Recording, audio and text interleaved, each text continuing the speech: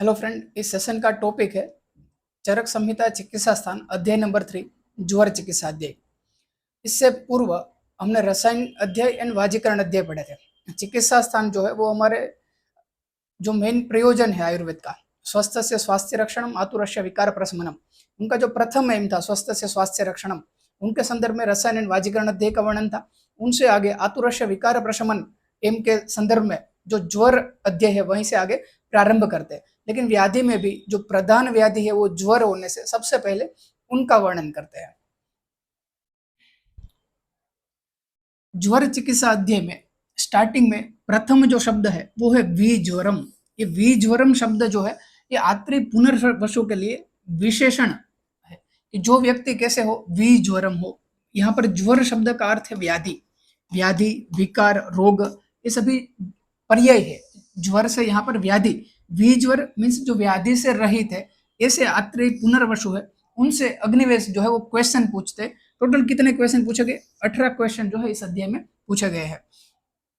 चिकित्सा स्थान जो है एग्जाम पॉइंट ऑफ व्यू से इसलिए ज्यादा महत्वपूर्ण है क्योंकि इसमें जो हमारे सब्जेक्ट है, सब्जेक्ट में से काय चिकित्सा सब्जेक्ट, साथ में रोग निदान सब्जेक्ट, निदान रोग निदान पोर्शन, काय चिकित्सा सब्जेक्ट, चरक संहिता चिकित्सा स्थान अध्याय नंबर 23 विष चिकित्सा, कि जिसमें पूरा जो हमारा अगध तंत्र सब्जेक्ट है, अगध तंत्र सब्जेक्ट, चरक संहिता चिकित्सा स्थान अध्याय नंबर 30 आखिरी जो है योनि व्यापक, जो गायनेक रिलेटेड है। तो यहाँ पर 3 से 4 सब्जेक्ट जो है चिकित्सा स्थान से कवर होते, तो इसलिए इनमें से ज्यादा क्वेश्चन जो है पूछे जाते हैं एंट्रेंस एग्जाम में।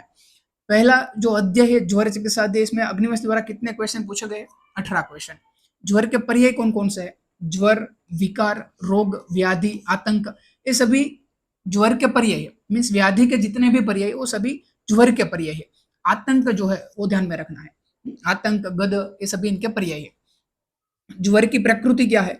यहाँ पर प्रकृति से व्याधि का स्वभाव अर्थ लेना है, प्रकृति से उनका स्वभाव, शारीर मानस, शारीर और मानस दोष जो है वो इनकी प्रकृति है जिनसे वो उत्पन्न होता है, शारीर और मानस दोष से। यम के पर्याय जो मृत्यु के पर्याय हो, ज्वर जो है उनको यम स्वरूप माना गया है। ज्वर के लिए कहा गया कि ज्वर से व्यक्ति जो है उनकी मृत्यु होती है, तो मृत्यु रिलेटेड जितने भी पर्याय है वो भी ज्वर के संदर्भ में है। उनका स्वरूप है ज्वर का क्षय, धातुओं का क्षय करने की वजह से उनको क्षय कहा जाता है। तम स्वरूप होने से तम ज्वर कहा जाता है उनको। पापमा, पाप आदि कारणों से उत्पन्न होने से पापमा, मृत्यु कारक होने से मृत्यु। उक्त यमात्मक, यम जिस तरह से प्राणों का नाश करता है उसी प्रकार ज्वर भी प्राणों का नाश कर सकता है, इसलिए यमात्मक। ये सभी ज्वर का जो स्वरूप है उनके अनुसार उनके नाम दिए गए हैं। ज्वर की प्रवृत्ति, प्रवृत्ति मीन्स प्रथम उत्पत्ति किससे हुई?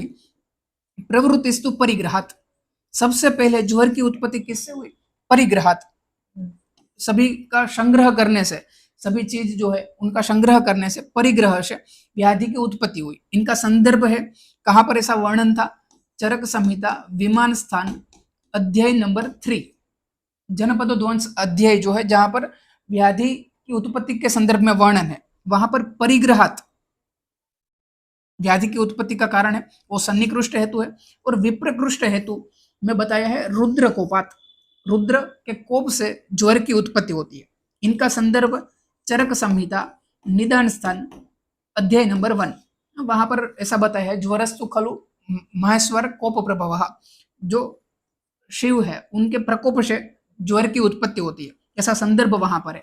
वो कैसा हेतु है? विप्रकृष्ट हेतु है। सन्निकृष्ट हेतु में परिग्रहात इनकी उत्पत्ति।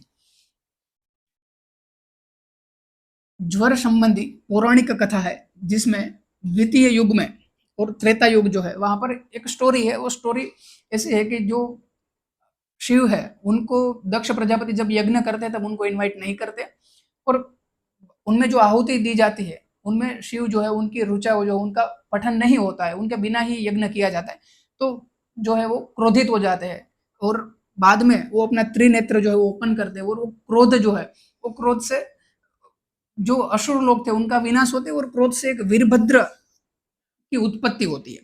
ये वीरभद्र की उत्पत्ति किससे होती है?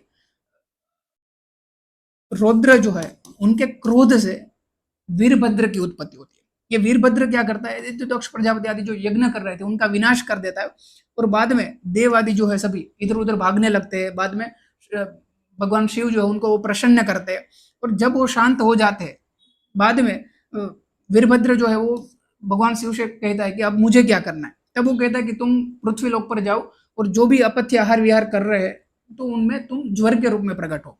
ऐसी स्टोरी है। यहाँ पर हमें सिर्फ नाम याद रखना है, वीरभद्र है। और वीरभद्र का स्वरूप कैसा है, भस्म प्रहर त्रिशिर नवलोचना। ये जो वीरभद्र है उनके कितने सिर है, 3 शीर है, और नेत्र कितने हैं इनके, 9। नवलोचन, हाँ, ऐसा इनका विशेषण है, ऐसी इनकी आकृति है, नवलोचन 3 शीरा। और यहाँ पर वर्णन नहीं है लेकिन ऐड कर दीजिए, उनका जंघा और उदर जो है वो कैसा हो, रश्व हो। जंघा और उदर रश्व रहते हैं इनके वीरभद्र के, ऐसा स्वरूप है इनका। ज्वर की स्थिति कहां पर ज्वर की उत्पत्ति होती है, जन्मादो निधने च त्वम अपचार अंतेषु च। जन्म के समय पर और निधन मृत्यु के समय पर, दोनों समय पर जो है ज्वर की उत्पत्ति होती है। इसलिए ज्वर प्रधान होने से उनका प्रथम वर्णन कर रहे हैं। अपचार अंतेषु, कोई अपत्य आहार विहार का सेवन करते तो उनसे भी ज्वर की उत्पत्ति होती है। ज्वर का प्रभाव क्या है, संताप स अरुचि तृष्णा स अंगमर्द हृदय व्यथा ज्वर प्रभाव। ज्वर प्रभाव, ज्वर से कौन कौन से लक्षण उत्पन्न होते हैं, शरीर में संताप उत्पन्न होता है, अरुचि होती है, भोजन में इच्छा नहीं होती है, तृष्णा उत्पन्न होती है, अंगमर्द बॉडी एक होता है, हृदय व्यथा, ये सभी लक्षण उत्पन्न होते हैं। जन्मादो निधनश्च महत्तमः। ज्वर के पूर्व रूप क्या है, आलस्य, किसी भी कार्य में कार्य करने की इच्छा न होता, आलस्य होना। नयन स्त्राव, नयन से स्त्राव बहना। जृंभणम, जृंभा अत्यधिक होना। गुरुता की वृद्धि होना, शरीर में हेवीनेस फील होना। क्लम, टायर्डनेस फील होना। ज्वलन, आतप, वायु, अंबु, भक्ति द्वेष अनिश्चित, ये सभी जो भाव है, अग्नि है, आतप है, वायु है, अंबु है, ये सभी के प्रति कभी इनका सेवन करने की इच्छा होती है, इनकी भक्ति होती है, मीन्स इच्छा होती है। कभी इन सभी विषयों से क्या होता है, द्वेष होता है। ये कैसा रहता है, अनिश्चित रहता है, कभी प्रीति होती है, कभी द्वेष होता है। ये किसका पूर्व रूप है, कौन से व्याधि का है, तो जिसमें आतप, वायु, अंबु, भक्ति, इनके प्रति भक्ति द्वेष अनिश्चित होता है, कौन सा व्याधि है, ज्वर है। शील वैकृतम, शील मीन स्वभाव, स्वभाव में विकृति आ जाती है। उनका सामान्य जो स्वभाव रहता है उनसे वो विपरीत हो जाता है। पहले जो उनको विषय प्रिय थे अब उनको वो प्रिय नहीं लगते हैं। ज्वर का अधिष्ठान है केवलम समनस्कम शरीरम, संपूर्ण शरीर, मन सहित संपूर्ण शरीर जो है वो ज्वर का अधिष्ठान है। ज्वर का प्रत्यात्म लक्षण संतापो देह मानसम। यहाँ पर जो एक क्वेश्चन है, संतापो देह मानस, आचार्य चरक मतानुसार निम्न में से क्या है, क्वेश्चन ऑप्शन के रूप में क्या रहेंगे यहाँ पर, ये ज्वर का प्रत्यात्म लक्षण है, ये ज्वर का पूर्व रूप है, ये ज्वर का वात पित्त ज्वर का लक्षण है, या फिर ये सन्निपात ज्वर का लक्षण है। ऐसे ऑप्शन रख करके क्वेश्चन आ सकता है। तो संतापो देहमानस इनका प्रत्यात्म लक्षण है। और यहाँ पर जो शील वैकृत है, ज्वलन, आतप, वायु, अंबु, भक्ति द्वेष है, ये क्या है, ज्वर के पूर्व रूप है। ज्वर के भेद कौन कौन से, पहले मुख्य जो भेद है, 2 भेद, शारीर एंड मानस ज्वर। अन्य भेद सौम्य आग्नेय। अन्य दो भेद जो है अंतर्वेगी ज्वर, बहिर्वेगी ज्वर, प्राकृत वैकृत ज्वर, साध्य असाध्य ज्वर। इस तरह से ज्वर के जो भेद है उनका वर्णन चिकित्सा स्थान में है। दोष काल बला बले बल से ज्वर के 5 भेदों का वर्णन है। जो विषम ज्वर हम उनको कहते हैं, 5 प्रकार का जो विषम ज्वर है। विषम ज्वर के कितने प्रकार है, 5 प्रकार है। दोष काल बला बल से ज्वर के भेद कितने बताए गए हैं, इस तरह से क्वेश्चन आ सकते हैं। कितने बताए गए, 5 बताए गए। कौन कौन से है, संतत, सतत, अन्य दुष्क, तृतीयक एंड चतुर्थक, 5 प्रकार के ज्वर है। आश्रय भेद सप्त धातु, आश्रय से कौन से स्थान में वो आश्रय करते हैं उनके अनुसार 7 प्रकार है उनके। कारण भेद से 8 प्रकार है। वात पित्त कफ दोष से उत्पन्न, द्वंद्व 2 दोष से मिलकर उत्पन्न, और सन्निपात से उत्पन्न 7 प्रकार, और अष्ट जो है आगंतुज। इस तरह से 8 प्रकार है कारण भेद से। शारीरिक ज्वर उनका लक्षण क्या है कि वो सर्वप्रथम उनका प्रभाव जो है देह पर व्यक्त करता है। इंद्रियाणाम च वैकृत्यम नेयम संताप लक्षणम, और इंद्रिय में विकृति आनी, मीन्स अपने विषय ग्रहण नहीं कर पाना, ये शारीरिक ज्वर का लक्षण है। मानस ज्वर में प्रथम प्रभाव जो है मन पर दर्शाता है, पश्चात उनका प्रभाव जो है शरीर पर होता है। मानस ज्वर के लक्षण है वैचित्य, अर्ति एंड ग्लानि का होना। ये 3 लक्षण याद करने हैं, वैचित्य, अर्ति एंड ग्लानि। वैचित्य, किसी भी कार्य में कंसंट्रेशन नहीं कर पाना। अरति मीन्स लेजीनेस फील होना, असंतोष होना, किसी कार्य में इच्छा न होना। ग्लानि मीन्स टायर्डनेस। ज्वर के सौम्य तथा आग्नेय होने का सहेतुक निर्देश। ज्वर सौम्य भी होता है, आग्नेय भी होता है, उनमें कारण बताते हैं। योगवाह परम वायु संयोगाद उभयार्थ कुतः। यहाँ पर रेफरेंस है, वायु योगवाही है। योगवाही कौन कौन से द्रव्य है याद करना, उनमें से एक वायु भी योगवाही है, घृत भी योगवाही है। हमने चरक संहिता सूत्र स्थान अध्याय नंबर 13 स्नेह अध्याय जो है वहां पर पढ़ा था। घृत भी योगवाही, वायु भी योगवाही है। योगवाह परम वायु संयोगाद उभयार्थ कुतः, और संयोग के अनुसार दोनों कार्य करते हैं। दाहकृत तेज सायुक्तम, जब तेज से उनका संयोग होता है तो शरीर में दाह उत्पन्न करता है। शीतकृतम सोम संश्रयात, सोम मीन्स कफ आदि से जब उनका संयोग होता है तब शरीर में शीतता उत्पन्न करता है। अंतर्वेगी ज्वर के क्या लक्षण है?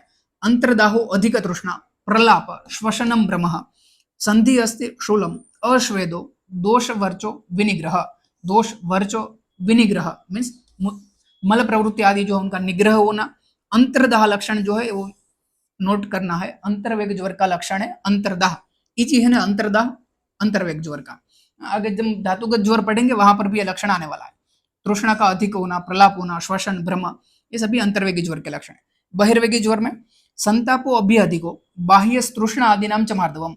और ये जो लक्षण थे तृष्णा आदि सभी जो है, तृष्णा, प्रलाप, श्वसन, भ्रम, इनका मार्दव होना मीन्स अल्प प्रमाण में वो व्यक्त होना। बहिर्वेगस्य लिंगानी सुख साध्यत्वम एवच, ये सुख साध्य उनको कहा गया है। प्राकृत ज्वर, प्राकृतः सुख साध्यस्तु वसंत शरद समुद्भवः। प्राकृत ज्वर कौन सा है? यहाँ से एमसीक्यू आ सकता है। प्राकृत ज्वर कौन सा है? वसंत ऋतु में होने वाला जो कफज ज्वर है, और शरद ऋतु में उत्पन्न होने वाला जो पित्तज ज्वर है, उनको प्राकृत कहा गया है। ये वसंत ऋतु कफ की प्रकोपक ऋतु है, शरद ऋतु पित्त प्रकोपक ऋतु है, तो इनमें होने वाले जो ज्वर है उनको प्राकृत कहा गया, उनको कहा गया सुख साध्य। प्रायण अनिल जो दुख, वात से उत्पन्न होने वाला ज्वर जो है उनको दुख कहा गया, वो कष्ट साध्य है। कालेशु अन्येषु वैकृतः, और ये जो है वसंत ऋतु में उत्पन्न होने वाला कफज, शरद ऋतु में होने वाला पित्तज ज्वर और वर्षा ऋतु में उत्पन्न होने वाला वातज ज्वर, इनसे अन्य जो सभी ज्वर है उनको भी विकृत कहा गया। मीन्स कफज ज्वर अगर वसंत ऋतु को छोड़कर अन्य ऋतु में होता है तो उनको विकृत कहा गया है। वसंत और शरद ऋतु में होने वाले क्रमशः कफज और पित्त ज्वर जो है वो सुख साध्य है। वर्षा ऋतु में होने वाला वातज ज्वर कष्ट साध्य है। वर्षा शरद वसंतेषु वाताद्य प्राकृतः क्रमाता, विकृतो अन्यः सु दुसाध्य प्रायश्च प्राकृतो अनिलाता। ऐसा सेम रेफरेंस अष्टांग हृदय में भी है। उनका मीनिंग हमने जो डिस्कस किया सेम वही है। यहाँ पर ये संदर्भ जो है याद रखना, अष्टांग संग्रह के रेफरेंस से है। यहाँ पर ये सेम वर्णन जो है चक्रपाणी ने भी किया है, आचार्य चक्रपाणी जो है उन्होंने भी उनकी व्याख्या में सेम लिखा हुआ है। ज्वरे तुल्य दोषतवम, प्रमेह तुल्य दुष्यतः, रक्त गुल्म पुराणत्वम, सुख साध्यस्य हेतवः। हमने जो सुख साध्य व्याधि के लक्षण पढ़े थे, चरक संहिता सूत्र स्थान अध्याय नंबर 9 अध्याय नंबर 10, जहां पर सुख साध्य व्याधि, कृच्छ साध्य व्याधि, इनका लक्षणों का वर्णन है। तो वहां पर बताते हैं कि अगर दोष, दूष्य, प्रकृति आदि जो है समान है तो क्या है, वो कृच्छ साध्य है। अगर समान नहीं है तो वो सुख साध्य है। लेकिन यहाँ पर वसंत ऋतु और दोष दोनों समान होने पर भी उनको सुख साध्य बताए, तो ऐसे 3 अपवाद है। कौन कौन से? ज्वर में तुल्य दोष का होना, प्रमेह में तुल्य दुष्य का होना, मीन्स कफज ज्वर में मेद प्रधानता, फिर भी कफज ज्वर जो है उनको साध्य बताया, तो ये एक अपवाद है। और रक्त गुल्म पुराणत्वम, जितना व्याधि जो है नवीन है उतना वो साध्य होता है, लेकिन रक्त गुल्म अपवाद है, जितना पुराण है उतना उनको साध्य कहा गया है। ज्वर के उपद्रव 10 बताए गए। ज्वर के असाध्य लक्षण कौन कौन से? सप्ताहाद वा दशहाद वा द्वादशाद अह तथैव स प्रलाप भ्रम श्वास तीक्ष्णो अन्याद ज्वरो नरम। ये जो लक्षण है प्रलाप का होना, भ्रम, श्वास आदि लक्षण जो है व्यक्ति को 7 दिन में, 10 दिन में या 12 दिन में मृत्यु कारक होते हैं। दीर्घ रात्रि का जो ज्वर है मीन्स दीर्घ काल तक जो बना रहता है वो भी मृत्यु कारक है, वो भी असाध्य है। केश सीमंत कृत ज्वर, जिन ज्वर में व्यक्ति के केश में सीमंत की उत्पत्ति हो जाए, मांग दिखाई दे, ऐसी सीमंत की उत्पत्ति हो जाए, तो वो ज्वर भी असाध्य कहा गया है। दीर्घकालिक ज्वर है जिसमें सीमंत की उत्पत्ति हो जाए, प्रलाप, भ्रम, श्वास आदि जो लक्षण है वो भी 7 दिन, 10 दिन या 12 दिन में क्या करते हैं, मृत्यु का कारण बनते हैं। विषम ज्वर, विषम ज्वर में से क्वेश्चन पूछे जाते हैं। विषम ज्वर में से कौन कौन से क्वेश्चन पूछे जाते हैं, विषम ज्वर के प्रकार कितने हैं, विषम ज्वर कौन सा ज्वर जो है कितने दिन के अंतराल से उनका वेग जो है उनका आगमन होता है, और इनका अधिष्ठान क्या है। सभी जो ज्वर है, 5 भेद जो है इनके, इनका अधिष्ठान क्या है वो याद करना है। प्रथम जो है संतत ज्वर, 10 अहम, 12 अहम व 7 अहम व सुदूषः। ये जो ज्वर है संतत ज्वर, इनमें काल मर्यादा क्या बताई कि 7 दिन, 10 दिन, 12 दिनों में ये शमन हो जाता है अपने आप या फिर मृत्यु करता है। अगर इतने दिनों में धातु जो है वो शुद्ध हो जाती है तो व्याधि का शमन हो जाता है। अगर धातु शुद्ध नहीं होती है, दूषित रहती है, तो वो मृत्यु का कारण बनता है। काल दूष्य प्रकृतिर्भि दोष तुल्यस्तु संततः, ऐसा पूरा सूत्र है कि जिसमें काल, दूष्य, प्रकृति और दोष सभी कैसे हो, तुल्य, समान हो। तो ऐसा कंडीशन किस में होती है, संतत ज्वर में होती है। यहाँ पर इनके संदर्भ में कहा गया निष्प्रत्यनिक। निष्प्रत्यनिक मीन्स कोई भी ऐसा भाव नहीं है जो एक दूसरे से विपरीत हो। मीन्स सभी भाव जो है किसके समान रहेंगे, दोष के समान रहेंगे। प्रकृति जो है, काल है, दूष्य है, सभी दो किसके समान रहेंगे, दोष के समान रहेंगे। ऐसा कौन सा ज्वर है, संतत ज्वर। जो विषम ज्वर है उनके संदर्भ में कहा गया निष्प्रत्यनिक। निष्प्रत्यनिक कौन सा ज्वर है, विषम ज्वर है, ध्यान में रखना है। निष्प्रत्यनिक मीन्स सभी भाव कैसे है, समान है एक दूसरे के, जिसका कोई भी विरोधी ना हो। संतत ज्वर, इनके आश्रय स्थान कितने हैं, 12 आश्रय है। इनमें से क्वेश्चन ऐसे भी पूछे जाते हैं, निम्न में से कौन सा व्याधि है कि जिनके सबसे अधिक दूष्य है, ऐसे क्वेश्चन पूछते हैं। ऑप्शन में कौन से व्याधि रहेंगे, प्रमेह रहेंगे, कुष्ठ रहेंगे, साथ में संतत ज्वर, ऐसा एक ऑप्शन रहेगा। अगर संतत ज्वर पढ़ा है और याद है तभी हम जो है हमारा वो क्वेश्चन सही होगा। अदरवाइज हम जो प्रमेह का 10 दूष्य आदि पढ़ते हैं तो हमें तुरंत लगता है कि प्रमेह सिलेक्ट कर ले। 12 आश्रय संतत ज्वर के हैं, जिसमें स्वेद नहीं है। स्वेद को छोड़ करके दोष धातु और अन्य 2 मल जो है वो त्रिदोष, सप्त धातु, मूत्र और पुरुष, ये संतत ज्वर के अधिष्ठान है। इसलिए यहाँ पर 12 दिन का वर्णन है। चिकित्सा सूत्र, क्रियाक्रमो विधो युक्त प्राय प्राग अपतर्पणम। प्रारंभ में क्या करना है, अपतर्पण चिकित्सा करनी है। इसमें सतत ज्वर, दोष का अधिष्ठान रक्त धातु आश्रय, दोषों का अधिष्ठान याद करना है, रक्त धातु में आश्रित होता है।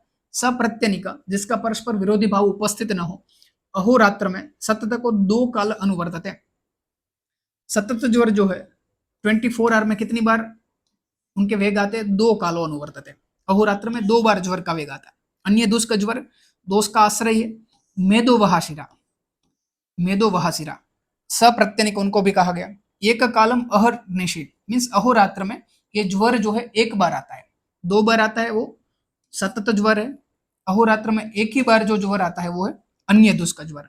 यहाँ पर ध्यान में क्या रखना है, जो ये विषम ज्वर है उनके जो अधिष्ठान बताए उनमें सुश्रुत संहिता एवं चरक संहिता दोनों में क्या अंतर है।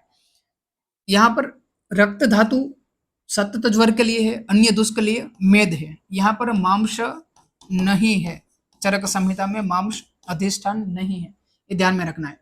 सुश्रुत संहिता में क्या है, संतत ज्वर, सतत ज्वर, अन्य दुष्क, तृतीयक एंड चतुर्थक ज्वर, ये जो सभी है उनके लिए क्रमशः जो आश्रय स्थान है वो क्या है, उनके लिए रस, रक्त, मांस, मेद,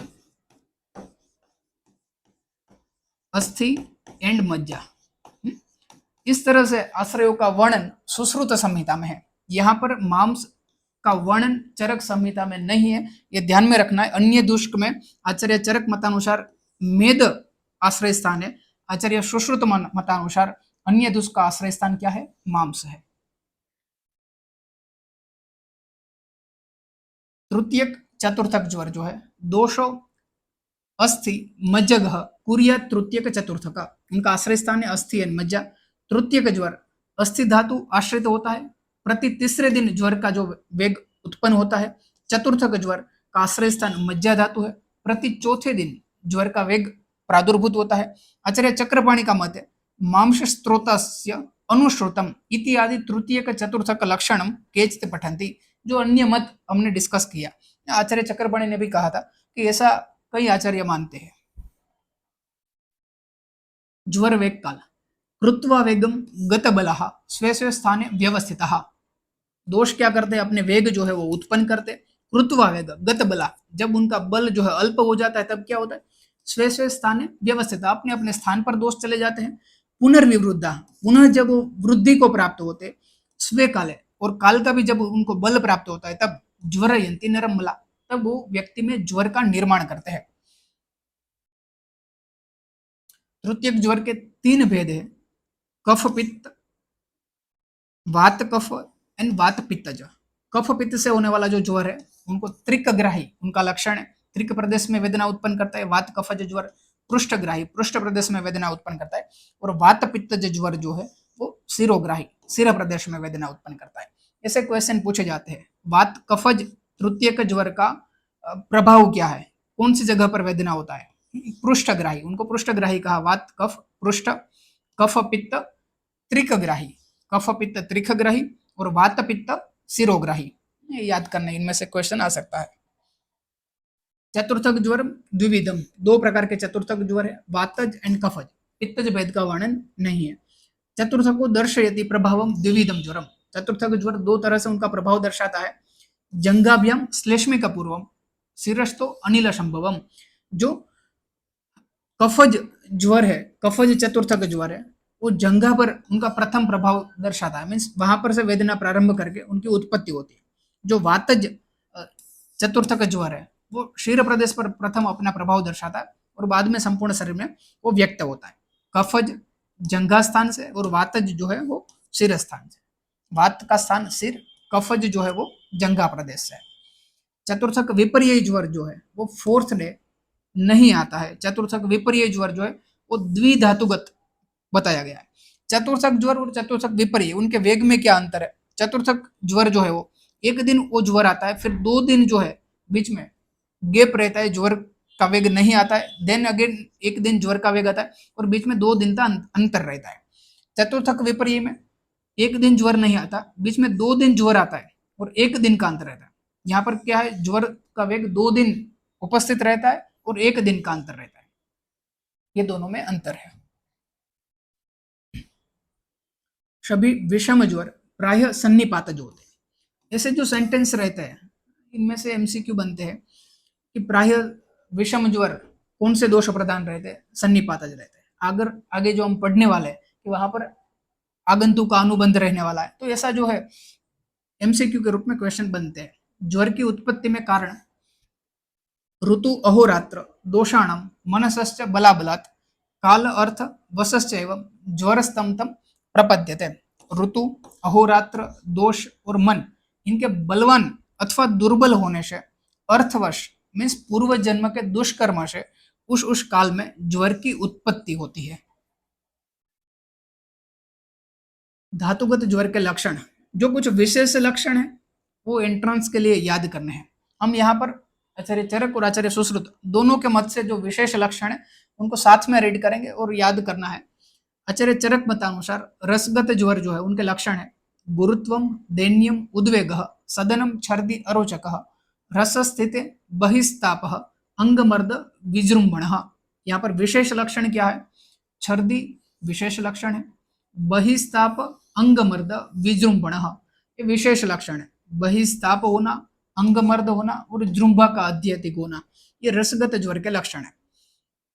आचार्य सुश्रुत ने लक्षण बताए गुरुता हृदय उत्क्लेश सदनम छर्दि अरोचक रसस्तेतु ज्वरे लिंगम दैन्यम च अस्य उपजायते। यहाँ पर बहिस्ताप लक्षण जो है वो विशेष लक्षण है, छर्दि विशेष लक्षण है रसगत में। आचार्य सुश्रुत मतानुसार हृदय उत्क्लेश, हृदय उत्क्लेश और छर्दि ये विशेष लक्षण है। इंट्रेंस के लिए ये लक्षण याद करने हैं रस धातुगत ज्वर में। रक्तगत ज्वर में रक्त उष्णा, पीड़िका, तृष्णा, रक्त जो है उष्ण है तो रक्त जो सभी विकार है, पीड़िका का होना, तृष्णा अत्यधिक होना, स्थिवन मुंह, लेकिन कैसा स्थिवन, रक्त युक्त स्थिवन होना, सरक्त स्थिवन मुंह, दाह राग भ्रम मद प्रलाप रक्तम संस्थित है, रक्तम निष्ठिवनम दाह श्वेद छर्दि विभ्रमोह प्रलाप पीड़िका तृष्णा रक्ते प्राप्ते ज्वरे नृणाम। ऐसे लक्षण आचार्य सुश्रुत ने बताए। इसमें जो पीड़िका है, तृष्णा है, ये लक्षण याद करने और रक्तयुक्त स्टीवन होना, तो तुरंत हमें रक्तयुक्त स्टीवन है तो रक्तगत ज्वर का लक्षण है, तुरंत क्लिक हो जाता है। और भ्रम है, मद है, प्रलाप है, ये भी जो सभी लक्षण है भ्रम, मद, प्रलाप आदि, वो किससे रिलेटेड है?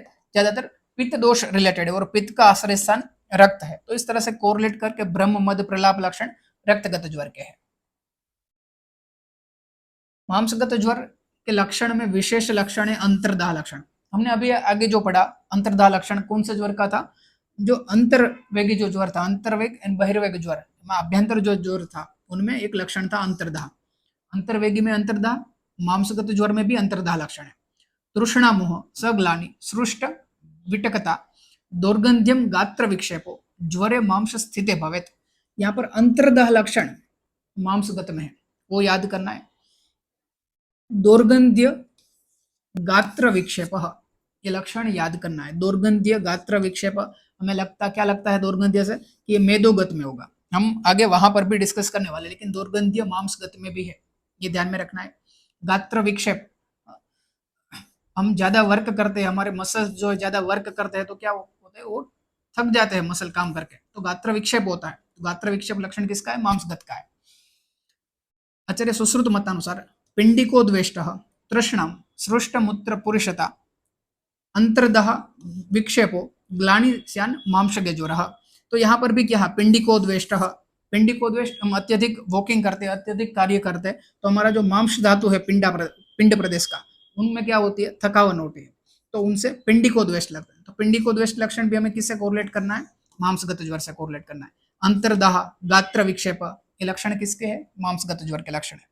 मेदगत ज्वर का लक्षण है स्वेद तीव्र, अत्यधिक स्वेद प्रवृत्ति होना, पिपाशा, प्रलाप, वम्य अभीक्षणम, बार बार जो है वॉमिटिंग होना, वमन होना, स्वगंध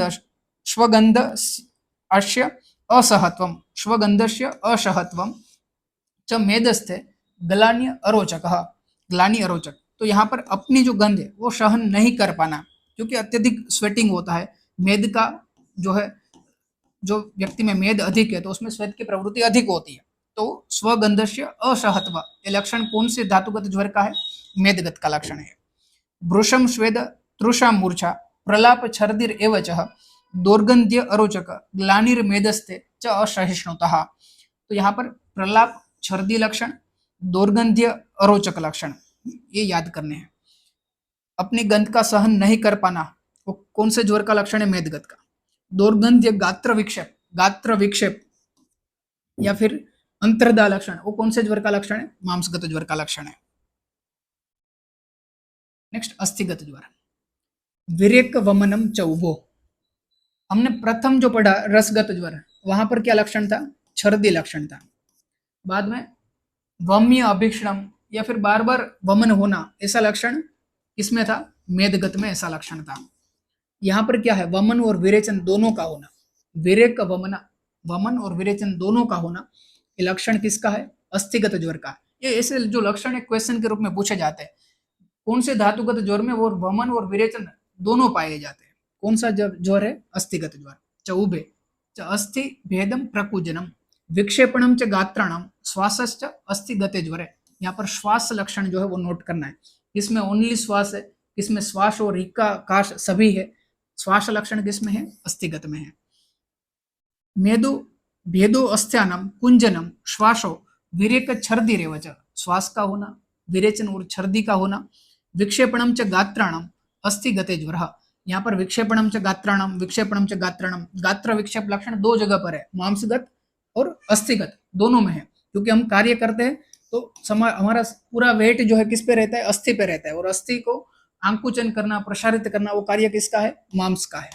तो ये दोनों में थकावट आती है, इसलिए दोनों में ऐसा लक्षण है गात्र विक्षेप, इसमें अस्थिगत में और मांसगत में। मज्जागत ज्वर का लक्षण है हिक्का, श्वास तथा काश, तमश्च अतिदर्शनम, तमश्च अतिदर्शनम। हमने जब चरक संहिता सूत्र स्थान अध्याय नंबर 28 जहां पर प्रदोषज विकार पढ़े थे, इसमें मज्जा के जो प्रदोषज विकार है उनमें एक था तम प्रवेश, तम प्रवेश। तो तमस प्रवेश, ये सभी लक्षण जो है कौन से ज्वर में पाया जाता है? मज्जागत ज्वर में पाया जाता है। और यहाँ पर हिक्का, श्वास और कास, तीनों है। कौन से ज्वर में? मज्जागत में। ओनली श्वास किसमें था? अस्थिगत में। मर्म छेदो, बहिर्शैत्य, दाहो अंतश्च, ये विशेष लक्षण है। बाह्य स्थान जो है उसमें शीतता की प्रतीति होना और आभ्यंतर दाह का होना। बहिर्शैत्य, दाहो अंतश्च कौन सा ज्वर है? अंतर्दाह लक्षण कौन से ज्वर का था? अंतर्दाह लक्षण, अंतर्दाह मांसगत का था। अंतर्दाह लक्षण मांसगत का था। उनसे पहले अंतर्दाह लक्षण किसमें हमने देखा था? अंतर्दाह लक्षण अंतर्वेगी ज्वर में था। यहाँ पर क्या है? बहिर्शैत्य, दाहो अंतश्च, ऐसा कौन सा ज्वर है जिसमें बहिर्शैत्य और अंतर्दाह हो? ऐसा मज्जागत में। मज्जा कहाँ पर रहती है? सबसे आभ्यंतर रहती है। और उनके संदर्भ में, मज्जा के संदर्भ में क्या बताया गया? मस्तुलुंग, घृताकार मस्तुलुंग, ऐसा वर्णन है। कहाँ पर ऐसा वर्णन है? आचार्य डलहर ने उनकी टीका में मज्जा जो है उनका ऐसा स्वरूप का वर्णन बताया। घृताकार मस्तुलुंगम मीन्स जो शीत स्वभाव का हो और स्त्यान आकार जिसका हो। तो यहाँ पर ये शीतता की प्रतीति करता है। और मज्जा का स्थान कहाँ पर है? धातुओं के बीच में है, अस्थियों के बीच में है। तो दाहो अंतश्च, ऐसा जो विशेष लक्षण है वो मज्जागत में है। याद कर लेना है इनको। तम प्रवेश, इक्काकाश, महाश्वास, महाश्वास कौन से ज्वर का लक्षण है? कौन से स्थानगत? मज्जा धातुगत का। अंतर्दाहो।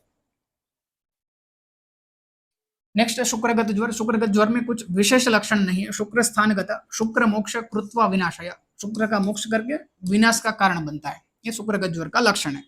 मरणम प्राप्नुयात् तत्र शुक्र स्थान गते ज्वर, मरण का कार्य बनता है शुक्र स्थानगत ज्वर। धातुगत ज्वर की साध्य साध्यता आईएमपी है, एफएक्यू है। इनमें से क्वेश्चन आ सकता है। रस, रक्त, मांस और मेदगत, प्रथम जो 4 धातुगत ज्वर है वो साध्य है। अस्थि मज्जागत ज्वर कृच्छ साध्य है। शुक्रगत ज्वर असाध्य है।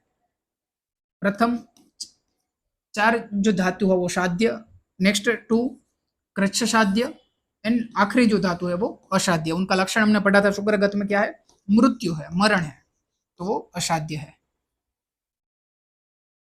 द्वंद्व ज्वर के लक्षण, द्वंद्व ज्वर के लक्षणों का वर्णन यहाँ पर किया है। तो वो जो वर्णन है वो किससे होगा? विकृति विषम संवेद यहाँ पर है। हमने प्रकृति सम संवेद और विकृति विषम संवेद ऐसा सिद्धांत जो है चरक संहिता विमर्शन 1 में पढ़ा था। वहां पर बताया था कि प्रकृति सम संवेद क्या है, विकृति विषम संवेद क्या है। तो जहां पर भी ऐसे अलग से जो द्वंद्व भेद है, सन्निपात भेद है, उनका वर्णन करते हैं तो वो जो संवेद है कैसा है? विकृति विषम संवेद है। अगर ऐसा वर्णन नहीं करते और बता देते कि यहाँ पर जो वात पित्त और कफ के जो लक्षण बताए उनके समान ही ज्ञात करना है, तो वो प्रकृति सम संवेद है। वात पित्त ज्वर के जो लक्षण है, पर्व भेद का होना, रोमाणम, प्रहर्षणम, वमथु, अरुचि, ये वात पित्त ज्वर के लक्षण है। वात कफ ज्वर के लक्षण है पर्वाणम रुकह, श्वेद का अप्रवर्तन होना, स्वेद प्रवृत्ति न होना, मध्यम वेग का होना।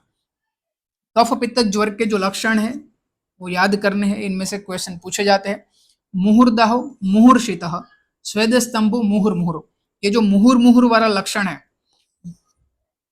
कभी दाह होना, कभी शीतता की प्रतीति होना, श्वेद, कभी श्वेद प्रवृत्ति अत्यधिक होना, कभी प्रवृत्ति न होना, मुहुर्मुहुर, ऐसा कौन से ज्वर का लक्षण है? ये कफ पित्तज ज्वर का लक्षण है, ध्यान में रखना है।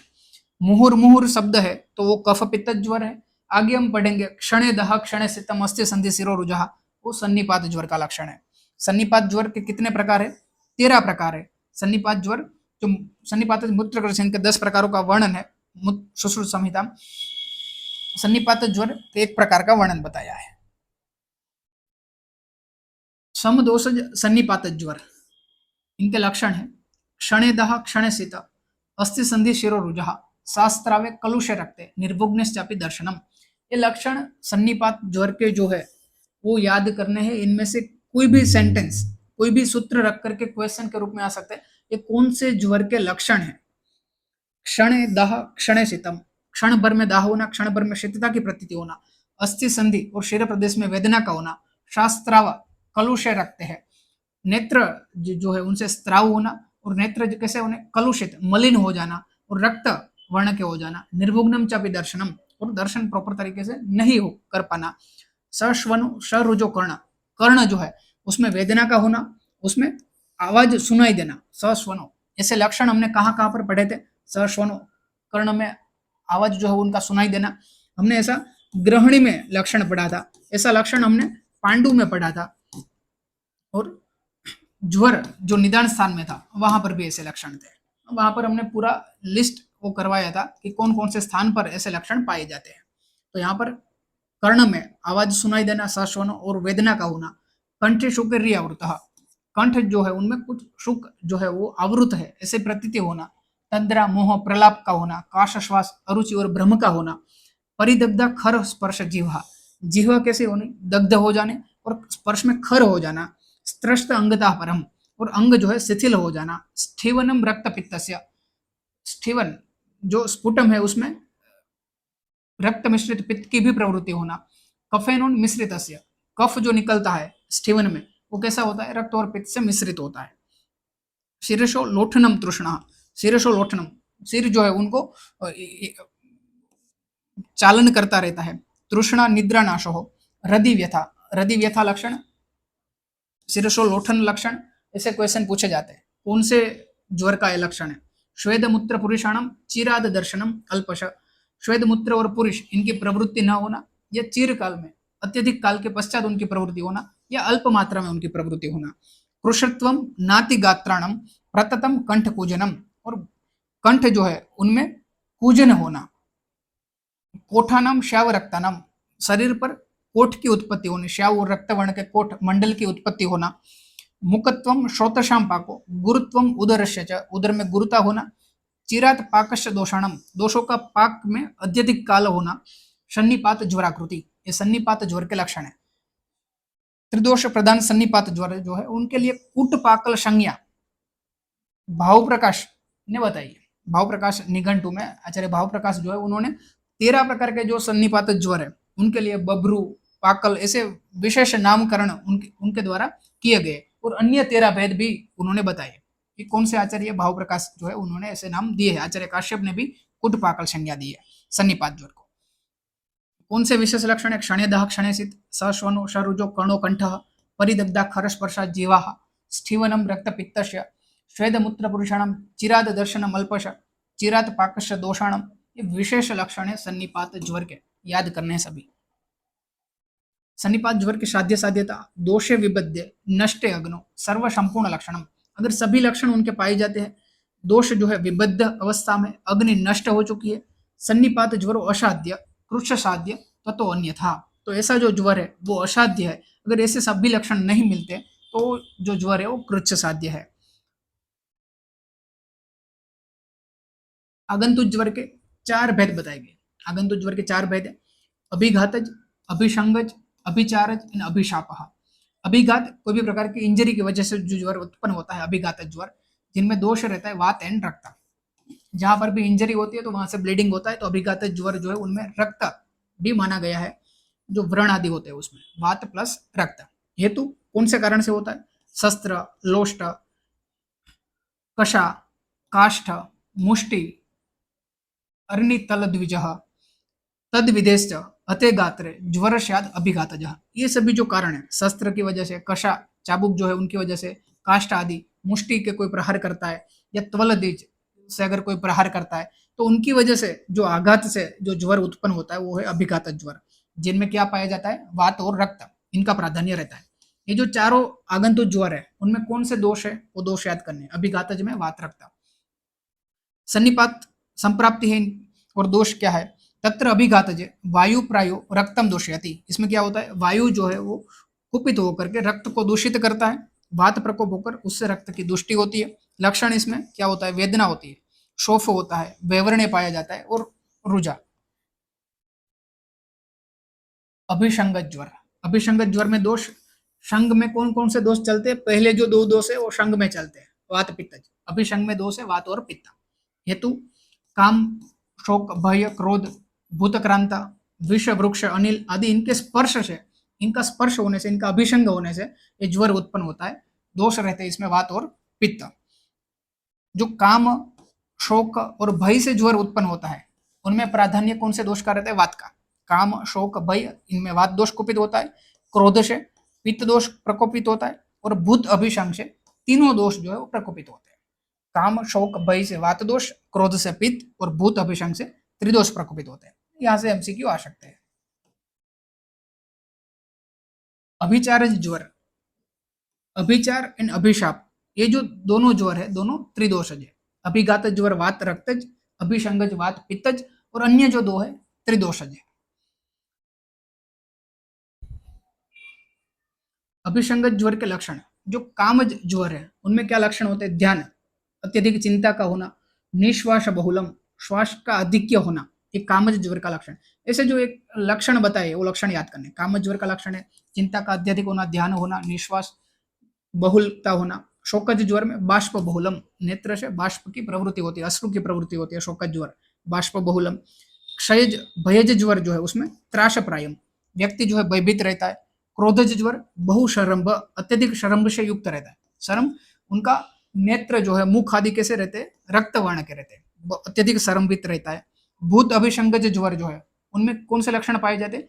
अमानुषिक कर्म, जो सामान्य व्यक्ति नहीं कर पाते ऐसे कर्म वो व्यक्ति करता है, कि पूरा बड़ा जो सामान है उनको अकेले एक हाथ से ऊपर की ओर कर देता है। ऐसे जो अमानुषिक कर्म है अगर करता है तो कौन से ज्वर के लक्षण है? भूताभिसंगत ज्वर के लक्षण है। विषज ज्वर में मूर्छा का होना, मोह, मद, ग्लानि। विष का कोई व्यक्ति सेवन करता है तो क्या होता है? मूर्छित हो जाता है, उनमें मद की उत्पत्ति होती है, तो ये लक्षण है विषज ज्वर के। ज्वर की संप्राप्ति, संश्रुष्टा सन्निपातिता, पृथक व कुपिता मलहा। संश्रुष्ट दो दोष, तीनों दोष या पृथक दोष जो है वो कुपित होकर के रसाख्यम धातुम अन्वेत्य पक्ति स्थानम निरस्य च, रस नामक जो प्रथम धातु है उनके साथ क्या करता है? पक्ति स्थानम निरस्य, अग्नि को बाहर कर देता है। स्वेन तेन उष्मणा चैवम कृत्वा देह उष्मणो बलम, श्रोतांशी रुद्ध्वा संप्राप्तः केवलम देह उल्बणः, और सभी जो स्रोतस है उनको रुद्ध कर देता है, और केवलम देह उल्बणम, केवल मीन संपूर्ण देह जो है वो उल्बण हो जाता है, दोषों से उल्बण हो जाता है, मीन उष्मा से व्याप्त हो जाता है, क्योंकि जो देह जाठराग्नि थी उनको क्या कर देते हो? बहिर कर देते हैं। संतापम अधिकम देह जनयति नरस्तदा, और उनकी वजह से ताप उत्पन्न होता है। भवंती उष्ण सर्वांगो, सभी जो अंग है उष्ण हो जाते हैं। जरितस्तेन उच्यते, और उनको हम ज्वरित कहते हैं। निदान सेवन का होना, दोष प्रकोपित होना, आमाशय में स्थान संश्रय, कुपित दोष, जठराग्नि की समूर्छना होना, दोषों का आद्य रस धातु से संसर्ग एवं रक्त रस धातु की दुष्टि होना, रसवह स्वेदवह स्रोतस जो है उनका अवरोध होना, अग्नि मंद होना, पाचक अग्नि का अपने स्थान से बहिर्गमन होना, और संपूर्ण शरीर में प्रसरण होना और ज्वर की उत्पत्ति होना। आमद ज्वर के लक्षण, अरुचि अविपाकश्च, गुरुत्वम उदरस्य च। आम के जो लक्षण है, आहार सेवन करने की इच्छा नहीं होती, अरुचि होना, अविपाक होना, गुरुता होना शरीर में, गुरुत्वम उदरस्य, हृदय हृदयस्य अविशुद्धि, हृदय प्रदेश में अविशुद्धि होना उनके, तंद्राश्च आलस्यम एवच, तंद्रा का भाव होना आम की वजह से, और हृदय जो है वो अविशुद्ध होना, ये आम के लक्षण है, आम ज्वर के लक्षण है। ज्वरो अविसर्गी, अविसर्गी में ज्वर कंटिन्यूअस बना रहता है, उनके वेग जो है उनका प्रादुर्भूत होना और वेग गमन ये नहीं होता, ज्वर अविसर्गी रहता है। बलवान दोषाणाम अप्रवर्तनम, दोषों की प्रवृत्ति का न होना, ये आमद ज्वर का लक्षण है। लालाह प्रशको, रल्लाश का होना, क्षुधा का नाश होना, वीरशम मुख, मुख के रस का विरसता होना उसमें, स्तब्ध सुप्त गुरुत्वम च, गात्राणम बहुमूत्रता, अत्यधिक मूत्र प्रवृत्ति, तुरंत ख्याल आ जाता है कि ये जो है आमद ज्वर के लक्षण है। दोषों का प्रवर्तन नहीं होना, बहुमूत्रता का होना, हृदय अविशुद्ध होना, ज्वर का अविसर्गी, ये लक्षण याद करना है। ज्वरो अविसर्गी, कंटिन्यूअस ज्वर का वेग जो है बने रहना, कौन से ज्वर का लक्षण है? आमद ज्वर का लक्षण है। न वीड जीर्ण न च ग्लानि, यहाँ पर जो है जीर्ण, जीर्ण मीन्स पाक होना, वीड मीन्स पुरुष, इनका पाक होना, लेकिन न मीन्स वो उनका पाक नहीं होता, पुरुष जो है कैसा रहता है? अपक्व रहता है। अच्छा, ग्लानि, और ग्लानि का नहीं होना, ज्वरस्य आमस्य लक्षणम, ये आम ज्वर के लक्षण है। कौन से ज्वर के लक्षण है? आम ज्वर के लक्षण है। पश्चिमान ज्वर के लक्षण, पश्चिमान ज्वर के जो सभी लक्षण है कैसे रहते हैं? कोई व्यक्ति जो है अगर इमरजेंसी कंडीशन में है तो उनमें जो लक्षण पाए जाते हैं, जो अत्यधिक एग्रेसिव लक्षण पाए जाते हैं, ऐसे सभी जो लक्षण है पश्चिमान ज्वर में पाए जाते हैं। ज्वरो वेग अधिक, ज्वर का वेग अधिक होना, तृष्णा का अधिकता होना, प्रलाप, श्वसनम भ्रम, श्वास की वृद्धि होना, भ्रम होना, मल प्रवृत्ति, मल की प्रवृत्ति होना, दोषों का उत्क्लेश होना, पश्चिमान से लक्षणम, ये पश्चिमान ज्वर के लक्षण है। मल की प्रवृत्ति यहाँ पर होती है, दोषों का उत्क्लेश बना रहता है। प्रलाप श्वसन का होना, ये कौन से ज्वर के लक्षण है? पश्चिमान ज्वर के। निराम ज्वर के लक्षण है क्षुत, क्षामता, क्षुधा की उत्पत्ति होना, क्षामता, देह जो है वो क्षीण होना, लघुत्वम च गात्रणम, शरीर जो है वो लघुता की प्रतीति होना, ज्वरम मार्दवम, ज्वर का वेग जो है वो मृदु होना, दोष प्रवृत्ति अष्टाहो, दोषों की प्रवृत्ति होना और अष्टाहो, 8 दिन के बाद ज्वर जो है उनको निराम संज्ञा दी जाती है। कितने दिन के बाद ज्वर को निराम कहा जाता है? 8 दिन के बाद, क्योंकि जो हमारी 7 धातु है एक दिन में दोष पाक होकर के 7 दिन के पश्चात 8वें दिन जो हम उनको निराम संज्ञा देते हैं। ज्वर निदान में से ज्वर के जो प्रकार है वो आपको याद करने हैं, ज्वर के पूर्व रूप के लक्षण याद करने हैं, जो धातुगत ज्वर के लक्षण बताइए, धातुगत ज्वर के जो विशेष लक्षण है वो एंट्रेंस के लिए आपको पढ़ने हैं, याद करने। विषम ज्वर के अधिष्ठान याद करने, धातुगत ज्वर की जो साध्य साध्यता है वो याद करनी, और आगंतुक ज्वर के भेद और इनके जो दोष प्राधान्यता है, और लास्ट में आम ज्वर, पश्चिमान ज्वर, पक्व ज्वर, उनके जो कुछ विशेष लक्षण है वो आपको एंट्रेंस के लिए याद करने हैं।